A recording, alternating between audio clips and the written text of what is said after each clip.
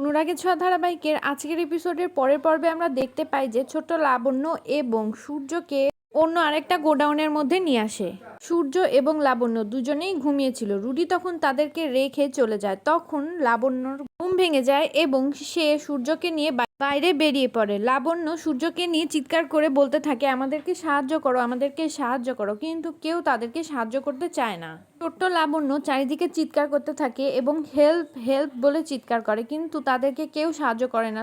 লাবণ্য যে রাস্তায় সূর্যকে নিয়ে দাঁড়িয়ে থাকে তার ঠিক সামনের রাস্তায় একটি গাড়ি এবং একটি বাইকের ধাক্কা লাগে। সেখানে গন্ডগোল লেগে যায়। ঠিক সেই রাস্তায় দীপা আসে। দীপা এসে সেখানে লাবণ্যর ডাক শুনতে পায়। দীপা তখন তাড়াতাড়ি করে গাড়ি থামাতে বলে এবং বলে, আমি এখানে ছোট্ট বাচ্চার ডাক শুনতে পাচ্ছি।